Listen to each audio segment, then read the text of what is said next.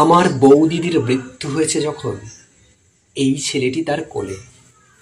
বোধ করি সেই শোকে দাদার খেয়াল গেল, তিনি বিলেতে ইঞ্জিনিয়ারিং শিখতে গেলেন। ছেলেটি আমার নিঃসন্তান ঘরে কাকির কোলেই মানুষ।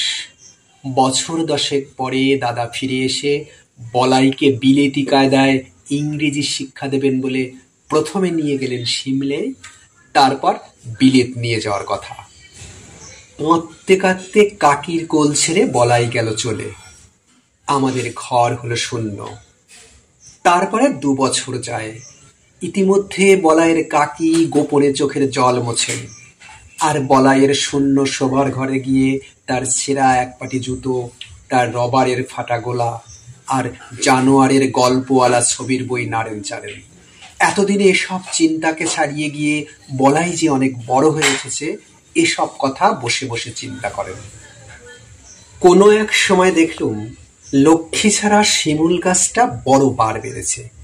এত অসংযত হয়ে উঠেছে যে আর প্রশ্রয় দেওয়া চলে না। এক সময় দিলুম কেটে। এমন সময় সিমলে থেকে বলাই তার কাকিকে এক চিঠি পাঠালে। কাকি, আমার সেই শিমুল গাছের একটা ফটোগ্রাফ পাঠিয়ে দাও। বিলেত যাবার পূর্বে একবার আমাদের এখানে আসার কথা ছিল, সে আর হলো না। তাই বলাই তার বন্ধুর ছবি নিয়ে যেতে চাইলে তার কাকি আমাকে ডেকে বললেন, ওগো শুনছো, একজন ফটোগ্রাফওয়ালা ডেকে আনো। জিজ্ঞেস করলাম কেন? বলাইয়ের কাঁচা হাতের লেখা চিঠি আমাকে দেখালেন। আমি বললাম, সে তো কাটা হয়ে গেছে। বলাইয়ের কাকি 2 দিন অন্ন গ্রহণ করিলেন না, আর অনেক দিন পর্যন্ত আমার সঙ্গে একটিও কথা কননি।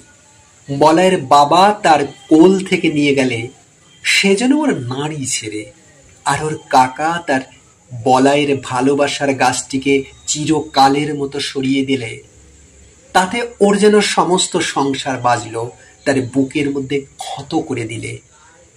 ওই গাছটি যে ছিল বলাইয়ের প্রতিরূপ, তারই প্রাণের দোসর।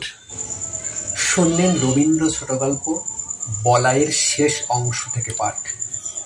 এটি 1335 বঙ্গাব্দের অগ্রহায়ণ মাসে প্রবাসী পত্রিকায় প্রকাশিত হয়।